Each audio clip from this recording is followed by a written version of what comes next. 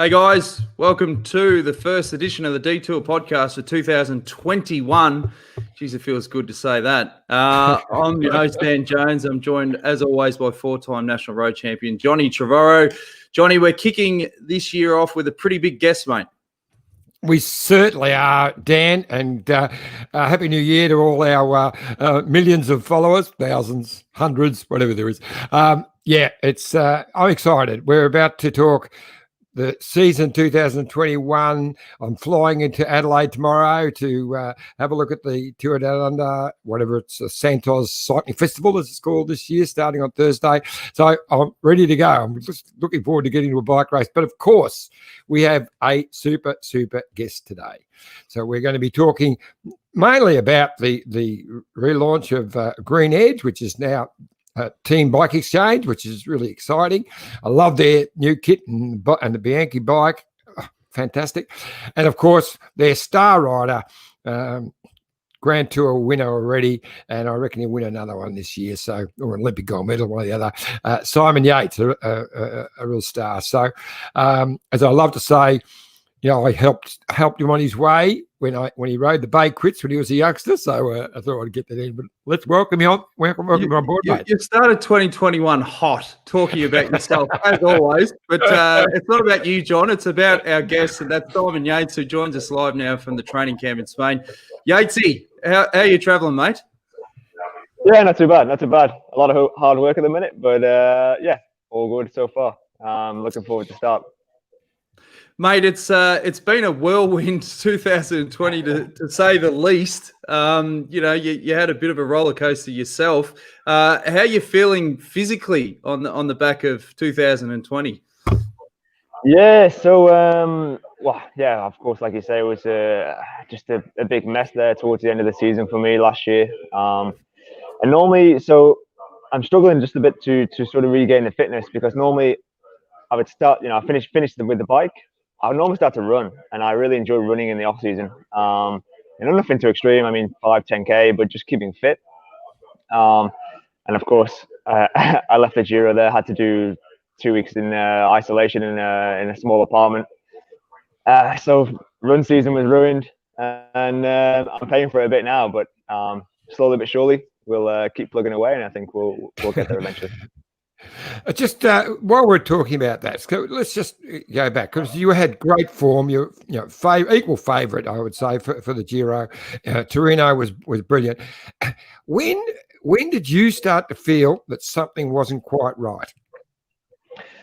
I mean, it's hard to say. It's really hard to say, because I did a great prologue, good numbers there, and felt great on the bike. Already the next day was like a small little kicker, like maybe 2 or 3K. I think Ulisi won the stage, and I had some really high heart rates there, like some of the highest of the year for 5 and 10 minutes. So something just didn't really, it didn't look right. But I still felt okay. I didn't feel like my heart rate was really high or anything. And then the next day was already Etna. So I already lost time there, and at the time, I thought it was just the conditions. It was really humid and quite sticky hot down there in Sicily for the first few days, and I've struggled in those conditions before, and so I just thought it was that. Really, I didn't really think anything of it. Okay, so you guys, Dan. No, I was just going to say, like, for us watching it on TV, we knew, hey, something isn't right. But take us through, like, those days when you clearly, like, something's going on here. And then when you actually found out, holy shit, this is COVID, like, what were those couple of days like? Yeah, well, I mean, I didn't have any other symptoms or anything like that. I didn't have any difficulty breathing. I didn't have a fever, nothing. So, from the doctor's point of view, those guys, they were convinced it was just having a bad day, or it was the conditions. And then, I mean, it was hard for me, because I knew, I felt great before I arrived. And like I said before, I did a great prologue. I just couldn't work out what was wrong. And to be honest, so eventually I had a bit of a headache, and the doctor said, okay, let's get a test. Let's get a rapid test just to see, put the mind at rest. and of course actually had the opposite effect. That came back positive. So in that moment, right then and there, it was actually a little bit of relief that I knew there was something wrong, because I couldn't pinpoint it myself. And that was it really. Yeah, then I was in an ambulance for 10 hours the next day, so it all moved fast from there. And just continuing on with that, so you said you never got really, as we'd say, crook or sick with it. What did happen after? How much did it get you? How much did it affect you? Oh no, I was sick, but it wasn't anything too extreme or anything. So immediately the day after, or that evening when I got the test, obviously I had to really separate from the team. Had to eat the evening meal alone in my room. Then in the morning, I was picked up with by an ambulance. I was transported from, because we were really in the south of Italy then at that point as well. So we had to drive with an ambulance to Varese, near our service course. And we managed to arrange a small apartment for me there, just to do the isolation, and then the team could also look after me while I was doing that. And then, yeah, like I said, I was sick. Maybe not that day, maybe a few days later, maybe the fourth day from the positive test. I was, I had normal, it felt like a cold or something, like I had the fever and was coughing a bit. But then already maybe 1 week later, I was feeling better. But yeah, we didn't take a test for another 10 days or so, just to make sure that the virus had really passed, and that we were hopeful of having another negative test then. The genuine sort of worry periods, given the unknown of COVID, like when you were getting sick, were you sort of having grave concerns as a shit, how bad is this going to get? Yeah, for sure. And I mean, like I was saying before, just briefly mentioned it about run season, not being able to run. When I did start the bike again, oh, Jesus Christ, I was just so unfit. And I thought, straight away your mind is like, oh, this is like long COVID or whatever they're calling it. And that was the first thought, but slowly I've been regaining the fitness. Maybe about a month ago now, or even more now. We went back to Italy, back to Turin with the team. We did some really extensive testing on the heart, the lungs, the whole body actually while we were there, and everything came out perfect. No damage whatsoever. So it's, like I say, it was just a case of being really unfit. I know how that goes, mate. So I was going to say, I saw some great photos of you in your new kit. How are you finding the Bianchi bike? I love it. I love the look of it. How are you finding it? Yeah, it looks great. It's definitely fast. It's probably a little heavier than I'm used to, but I've not been able to jump on the new one yet. This is like the more aero bike. This is the Ultra. So this is more like the sprint oriented bike. Those guys will use that. And I'm looking forward to jumping on the Specialisma, which is more like the climbing focus bike. So I'm waiting for that. That's arriving, I think, at the end of the month. And that one's on the weight limit. That one's bang on the weight limit, which I love. Especially with the disc brakes. So we'll see. Yeah, but so far so good. I mean, the rest of the equipment hasn't changed so much. We're back on physique saddles, which I've used in the past, which I really love. And that's about it. Yeah, no, it's been going good so far. I obviously don't ride Yatesy. It's weird. You look at me and you think, I do 200 Ks a week. But how much of a difference does the feel of a new bike make, like mentally? Obviously, you used to riding Scots for so long, but how much of that plays a part in your performance? Oh, massive. I think also I'm very quite I really look into the details of the bike as well. I like to tinker with it. I like to really make sure it's exactly the weight limit. We buy some specialist parts if we need to bring it down to the weight limit. And I think, that for me, that's part of the job, to really make sure the bike's working as well.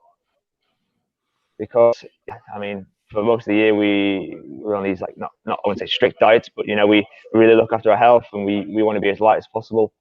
And then if you have a bike that's just a couple of kilos too heavy or whatever, then it's just really frustrating for me that I put so much work in, and then you get on your bike, and it doesn't work the way you want it to. I mean, it's the same for anybody else. I mean, you work in an office and your computer doesn't work, or your headphones don't connect to the Bluetooth. It's just frustrating if you've put the work in before. So yeah, no, it's definitely important. So the new one that's coming is back spot on the weight limit. So all your wishes will be granted once you get that one, mate. Yeah, exactly. I don't have to do anything. And like I said, that'll arrive at the end of the month, just in time for racing. The geometries of the bikes are the same also, which makes it really easy to swap between the two, which I think I will do quite a lot during the season. Like a flat day, I'll use the sprint and aero bike with the bigger wheels, and then the climb stages, I'll use the climber bike with the more shallow wheels, just to be a bit more responsive. Getting back to 2020 and the results, I mean, from a spectator's point of view, everyone was raving about the season, and it was some fantastic results. I mean, looking at the Giro again, guys like Lucas Hamilton, there was a lot of talk of how deep he could have gone into the race. Do you look at how the race panned out and sort of part of your brain going, oh man, the what ifs if you were there and you're racing, and even for guys like that? Oh, for sure. I mean, for me personally, and you look at Teo, the guy who won. I mean, he's been touted as a Grand Tour winner for a long time now. I mean, I remember hearing about him as a junior already, that he was going to be a great rider. So it's not a surprise for me to see. I mean, at the end of the day, he came to work for Geraint Thomas. So he was a domestique, but it's not a surprise for me to see him win. But yeah, like you say about Hamilton. For me, on this team now, he's going to have to step up as well. But I really believe in him. I think he's a huge talent, great guy as well. I mean, from a numbers point of view, for sure he's got the legs. And I think if he gets some luck, some other small things fall in place, a bit more freedom, for sure he'll be there or thereabouts. I mean, like I said, going back to his numbers, I think he has the numbers to win. Which I mean, that's most of it at the end of the day. If you get some good luck here and there, no punches, no crashes or anything like this, I mean, the rest will fall into place. We've chatted to a few guys on the potty over the journey, and how much are teams now catching on to the importance of chemistry? I mean, it was one of the trademarks of the Orica Green Edge guys in the early days, that camaraderie and so forth. And you're seeing these results where guys are riding out of their skins because they've got that chemistry in the team. I mean, how important is that for you guys going into 2021? Incredibly important. I mean, to be honest, mate, it's not changed since you left the team here. I mean, we still have that same mentality. We still look after each other. It's really one of the reasons that I thought it improved once Dan left, actually. But anyway, maybe I was wrong. I was going to say your haircut's not as crisp outside of that. Yeah, exactly. Yeah. Funny enough, I'm looking for a barber at the minute. Yeah, because of COVID, there's no one open, so I needed a bit of a boss job there from you. That's it, mate. You get what you pay for. But I mean, that's obviously, as you said, going to continue in 2021. And you're obviously at that point in your career where you're not the young pup anymore. You're taking on a leadership role. You're going to have a bit of a say in that chemistry as well.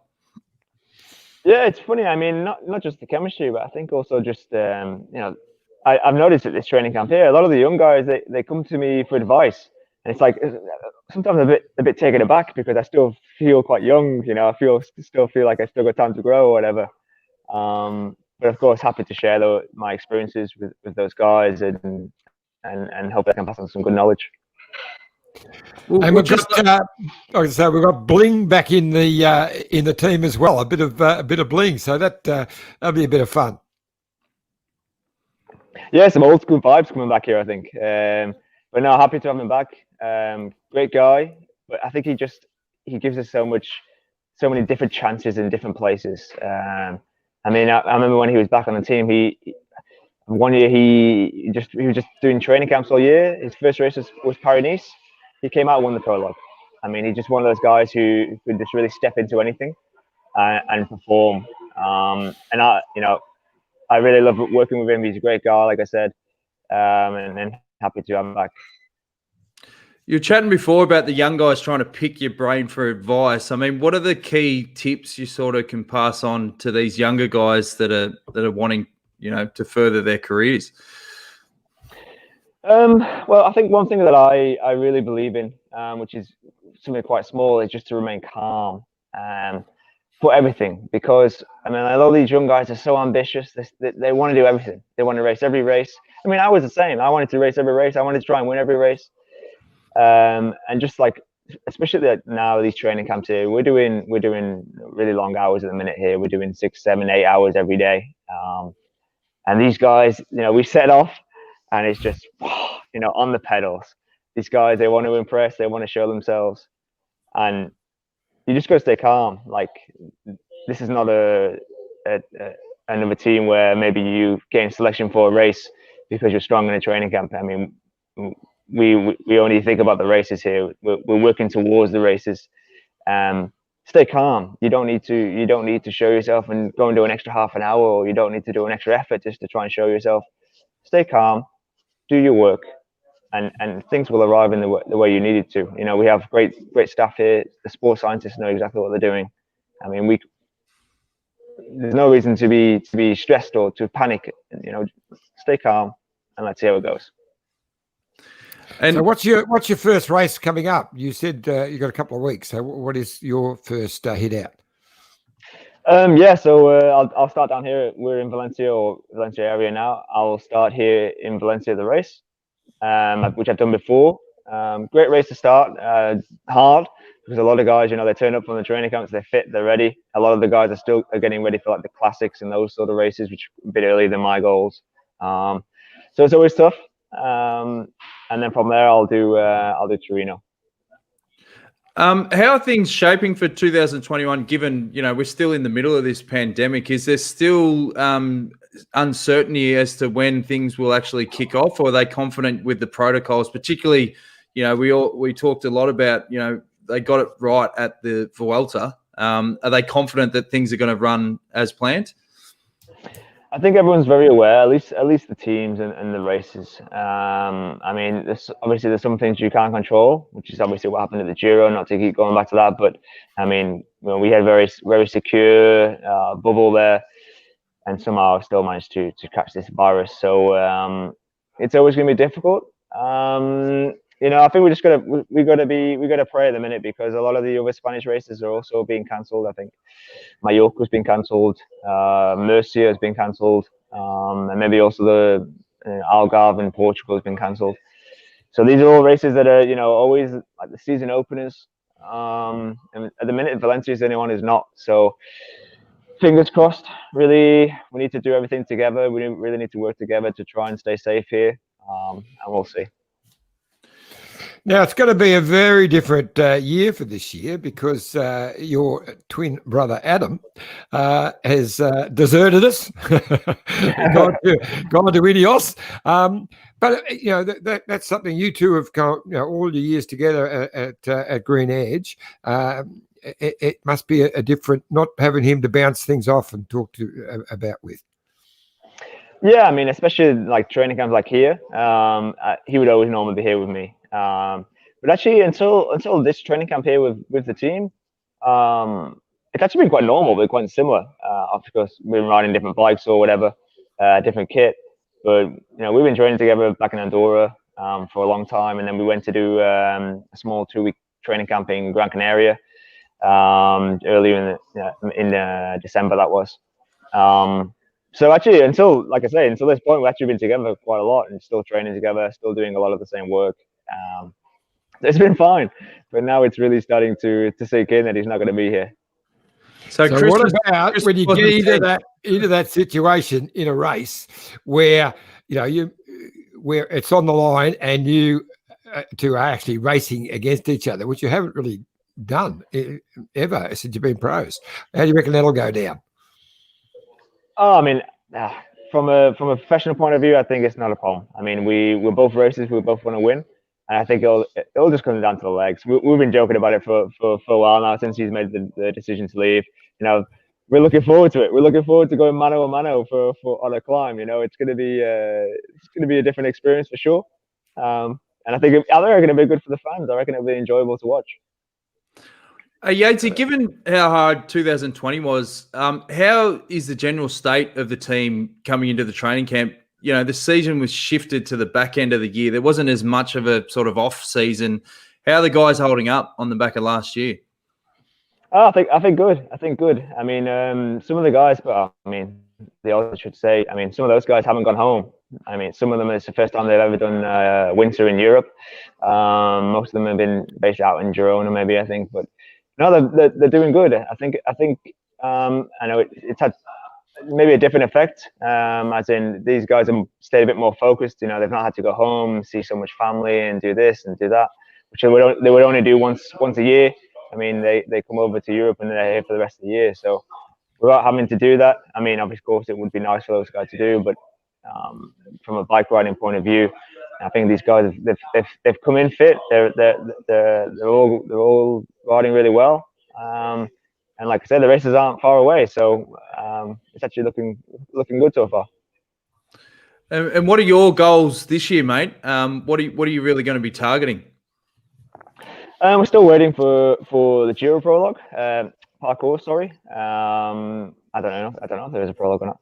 Yeah, I'll do both. I'll do the double banger. I'll do Giro and Tour, and then hopefully the Olympics if I gain selection. But we're just not decided which Grand Tour to target for GC yet. I saw a yarn on Cycling News just yesterday or the day before where you talked about doing that. But you actually said on there that the Olympics was a thing you were always dreaming of when you were youngster, even more than the Tour de France, and they were really keen to go well in it this year. And it looks to be a course that will suit you. So if you really wanted to target the Olympics, it would really be Giro, Olympics as the main ones, and the Tour you would ride for stages. You would think that's the only way it could work. You couldn't ride for GC on both those and do the Olympics. Yeah, I mean, it's hard to say. I mean, the problem is also the Tour de France. It doesn't look the route doesn't look great for me. There's a lot of time trial kilometers, a lot of flat stages. I mean, for me, it's not a great race. Which is, I mean, the Giro could also throw up a long time trial or a couple of long time trials, which they normally do. I think more so than the Tour, at least in these last couple of years. So we really have to. That's I'm just waiting really. I'm happy with either approach. I'm not I'm not really focused on one approach. So we'll see. Yeah, it's gonna be interesting. Of course, there's some rumors flying around about the Giro, about what the route might take or this and that. But we're always better off waiting, I think. It was pretty brutal last year, as was the last part of the Vuelta. But you mentioned the time trials, and it's been your sort of your weakest part, but you've improved a lot in recent times. But with the whole COVID and everything, have you had an opportunity to do any more time trial training in the off? Yeah, well, I mean, I've obviously had to change bike, so I need to organise the position on there to make sure I'm good with that, which is actually coming out really good now. It's taken a bit of time to really fiddle and adjust with the bike and the position of the handlebars, but I'm actually really confident now. Very optimistic that it's going to be a fast bike. Because I mean, every bike is different for everybody. I mean, some bikes are fast for others. I mean, it's easy to say, Lotto Jumbo were flying last year with their time trial bike, but I mean, it's different for everybody. Everybody has a different body shape, and the bike affects that. The rider affects that. But no, we've been doing a lot of testing. I mean, I ride it a lot now anyway. Not like in the past where I would neglect it a lot more. I'll do 2 at least, maybe three times a week. I would ride the TT bike for maybe 3-4 hours each time. So it's quite a lot, I think. I don't know what other riders do, but I don't shy away from it like I used to. I was actually manhandling a couple of your bikes today from the old days, because there's a few of the old team bikes that have been sent back, which we're going to be selling on BikeExchange very soon, and a few really your old climbing bikes and one of your time trial bikes. Well, it's got your name on it. I don't know if you actually wrote it or it was just a spare one, but I was having a look at it today. It's a perfect size for me, so I might have to twist Jerry's arm, see if I can sneak it out myself. Yeah. Keep on to a hot lap, yeah. If he's having a run-out sale. Hey, before we let you go, you've obviously got some new guys coming into the fold. Kangut, who are some of the other new guys that have joined the team, and how have they slotted in? Yeah, we've got a couple of young guys. Some of them I'm still not to meet because we're still like in sort of bubbles or this sort of stuff. But a couple of young guys who we're hopeful for. Also the big fella from Lola Jumbo, Armand. We've actually been riding together quite a lot together, and I mean he's really strong. Let me tell you. So no, the dynamics good of the team. Those guys have really slotted well into the team. One guy which I think we keep forgetting about is Andre Zeitz. I mean, so he was already on the team last year, but he's had some health issues last year, which I've not really raced with him. He was scheduled to do most of the racing with me, and before he came to the team, he didn't really speak English. I mean, I can barely speak English as well, but it was obviously a bit different. But obviously, because of lockdown and because of he's had so much time away, he's come back and his English is great now. So really, really improved that, and he's another strong guy who we'll use in the mountains there. Hopefully helping me, target the Grand Tours. And I was reading about him last year, and he is a very strong rider, and I expected to see him in helping you last year. What was his problem last year? I don't know exactly. I don't think I should go into the details that much. I mean, that's for him to say, I think. But it just kept him out. I mean, he was out for the first part of the season, and then obviously the lockdown happened. There's no racing, and then the illness just continued throughout the rest of the year. I mean, his last race day was last year. So that's it's almost over a year now. So it's been a long time, but he's also same thing. He's also a really strong guy. He's riding every day. He wants to do more. He's one of these guys who can just keep going and going. He's just a real tough guy. And how's Whitey going? He must be like a kid in a candy store now that the training camps are back and he's around the boys and he can smell the bloody tires again. Yeah, so I hope he's as tired as me because yesterday he actually came out and was riding. We did a recon of stage 1 of Tour of Valencia. The middle part of the stage is quite lumpy, but then it was a flat finish, more for the sprinters, I think. But he jumped out after about an hour. I mean, we did 7, so he must have done almost 6 at least. I don't think he's touched the bike in maybe at least half a year. And he just jumps on, does 6 hours. So I'm assuming he's tired. He loves it.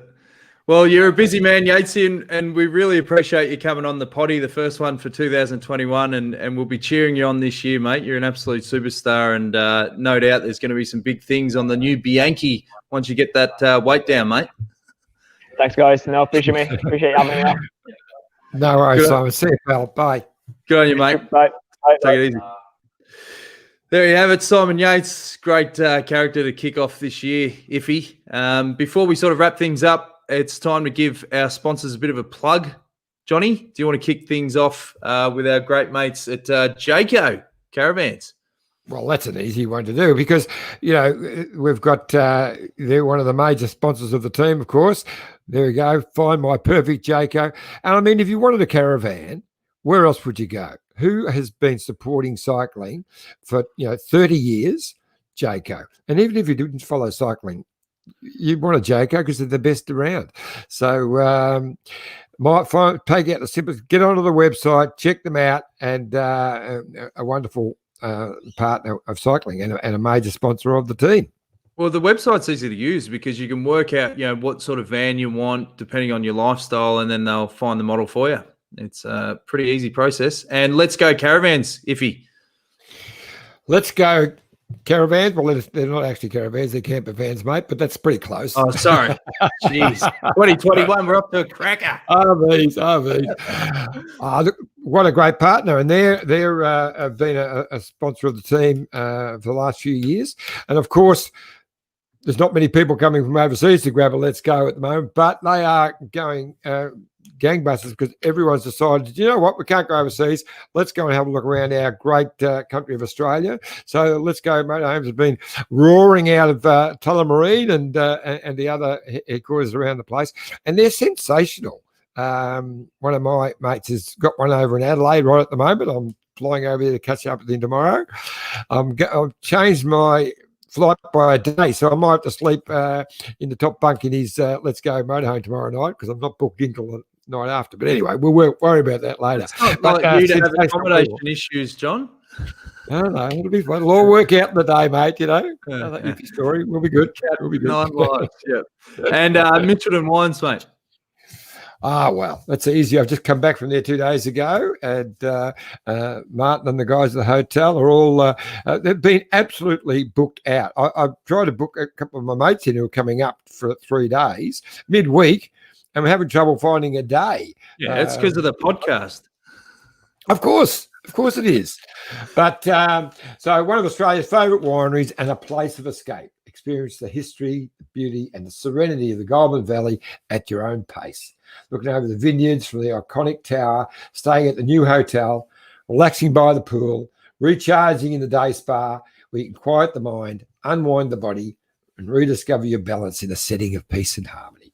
Explore the senior menu at the Muse, which is a fantastic restaurant where local produce offers worlds of flavour, and sample their seasonal menu with all wines perfectly paired. Stop by the Providore and tour the cellars and, of course, taste their highly awarded signature wines. And, as we often mention, it's become the go-to place for weddings and major functions. So there's a happy couple giving a bit of running room there.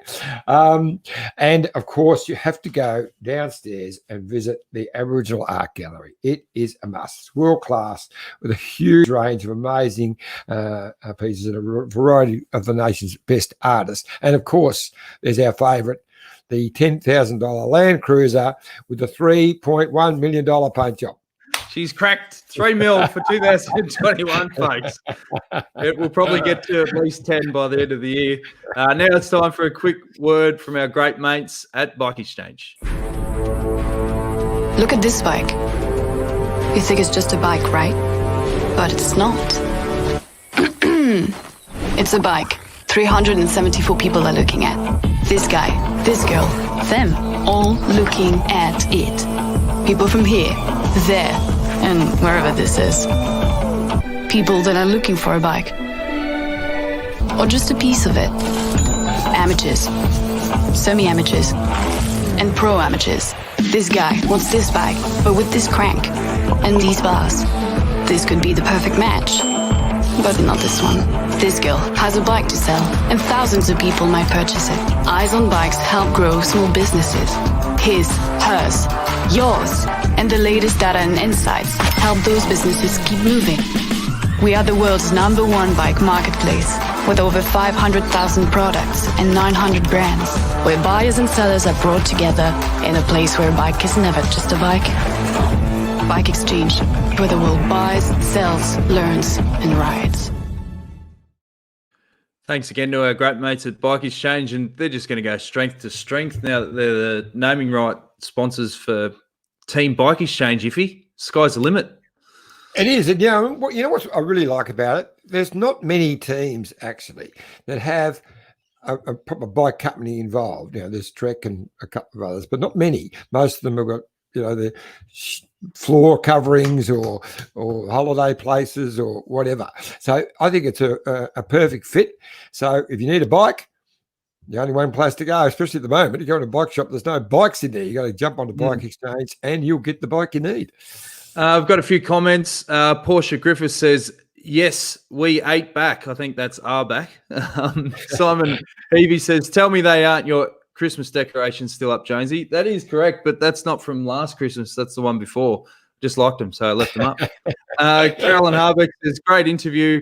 Patrick says, hashtag 2022. I think that's from the Social Distance podcast we wrote off this year about 6 months ago, and it has got a bit of a funk to it, 2021, but hey, stay positive. And Carolyn Harbeck says, thanks, boys. Great interview. Listen to it doing the grocery shopping. Now, John, you mentioned before you're going to be heading to Adelaide. What's the plan of attack there, mate? Well, as team mascot, they need me on board. So I'm flying over tomorrow, Arvo, and I'll be there for start of the race on Thursday. So I plan to grab a few of the guys, have a chat, and we'll do podcasts. If there's something interesting, I'll be on every day. So why not? Let's start with a bang. And we've been missing a bike race, man. I mean, I didn't get to the Tour de France last year, didn't get to the Giro. So, hey, this is the first chance to actually get to a bike race. And look, I think it's going to be fantastic, Dan. I really do. I know it's not the Tour Down Under. I know we haven't got all the big international teams, but we've got some of the best. We've got all the best Australian NRS teams here. We've got Team BikeExchange, so we've got a World Tour team, and we've got the national team with a few Richie Port's riding and a couple of the other big names. So I think it's going to be brilliant. I know that a lot of my mates who have decided to go anyway, so I'm catching up with a whole group of them for dinner tomorrow night. Is it the same race route as what was originally planned for the Tour Down Under, or have they changed it? Well, it is a traditional route in some ways. I have changed it a little bit. But we've got the final day will be back to in town or around the streets of Adelaide, which it used to do. But they've got Wollonga Hill is the penultimate day. So first day of Thursday is into the Barossa. So they're traditional stages. And because of the change, so they have the guys and the girls will be on the same day. So both of them are a full 4 days. So you'll go the men's race will finish, and then the women's race will start for you straight after that. So it's going to be a wonderful 4 days of racing. Well, we often talked about, the lack of opportunities for exposure for a lot of these National Road Series riders. I mean, you can't get a better opportunity to get your name out there if you are someone that is riding for, one of the lower ranked teams to get your name up in lights. Exactly right, mate. And this has been a wonderful opportunity for them. And look, NRS, the depth of NRS racing in the men and the women has really lifted in the last few years. So this is a wonderful chance for them to show their stuff. I know there are some challenges. Some of the New South Wales guys can't get there at the moment because of the whole COVID situation, but that could even change in the next day or so. But I suppose you're running out of time. Only got 2 days, but I think only one team couldn't make it at all, and others were restricted, couldn't put their full team in. But look, it's exciting. I was talking to Stewie only yesterday, and he's ready to go. I know they've got track racing on tonight. They've got a big night at the Velodrome in Adelaide. So it'll be a big week of racing. And before we let you go, mate, what were the takeaways from the chat with Simon? He seems in a pretty good headspace going into this year. Yes, well, you and I both know how he hates doing media, but we're not with us, mate. We know him pretty well. He used to cut his hair at races. Yeah, exactly. Look, what I got out of that was he's keen and ready to go. And a lot of riders will say, they're 100%, but they fudge it a little bit. He's completely over all the COVID stuff. And I already knew that from talking with the team managers and that with all these numbers, they're really pleased with. So, no, he's excited to go. I think he's looking forward to a little bit of a challenge of racing against his brother in a few races. But I reckon he will really target the Giro and the Olympics, and he'll race the Tour, but I reckon he'll target the Giro because with the way the season's looking, and the Tour de France looks, it's not. I don't think the Tour de France is a race that he could win this year, but the Giro is. So why wouldn't you target that? We haven't seen the root of it yet, but we know he can. He almost won it a couple of years ago. He was red hot favourite last year, and he won the Vuelta just a couple of years ago as well. So we know he's capable. He's definitely got another Grand Tour win in him, and let's hope it's in 2021. Do you think, in your honest opinion, and you're going to have to call it as you see it, I know we're sponsored by Bike Exchange, but do Team Bike Exchange have the manpower to compete with your Vismas and your Ineoses, these super teams with, 4 or 5 superstars on the front to protect their GC riders? Will they have to make a call to go, on paper, I don't think we're going to win the GC. We'll have to go for stages, or do you still believe that, any dog has its day in the GC battle? Well, look, you've got 2 things you've raised there. There's Jumbo and there's Ineos. Okay, and no one else has really got that sort of firepower to ride the way that they have done. But then again, what happened to Tour de France this year? Put your car. They went into, as Alan Piper said, they rode into Paris in their slippers because they didn't have to do all that stuff on the front. So you got to be smart. Look, the Tour de France, especially with the time trials and the long flat stages, I don't think they have a team to win that one this year, but they can definitely win the Giro or the Vuelta. So that's my honest opinion. And we'll see. We haven't even seen the race release for the Giro course yet. It's coming up very soon. But it's always hard. It's always really steep climbs, and they're just what suits Simon down to the ground. So, looking forward to it. Geez, it must be hard for race organisers trying to get towns on board with sponsorship and stuff with so many unknowns with COVID and, the old model where you'd get a bag full of cash to run through the town. I mean, that would have surely dried up a lot in 2021. Well, the difference is in the past, I'll do some vision here for those who are listening on podcasts who won't know, but normally the mayor of the town would be like that in the praying, please come to us at the praying, and now they're going, stay away in some of the places. So it is a challenge. But look, the sport is doing it well. I thought they did a real good job with the Vuelta. They learned as they went. I thought the Tour was really badly done in lots of ways, especially with the amount of people on the mountains and no masks or all of that. It must have been a disaster not for so much the people in the bubble of the race, but just the general public then taking off around the rest of Europe and spreading that COVID. And they got a bit better with the Giro, and they nailed it with the Vuelta. And now they've learnt. So it's a tough year. I mean, we're complaining about things here in Australia, and really, we've hardly got a COVID case anywhere, except for the tennis players.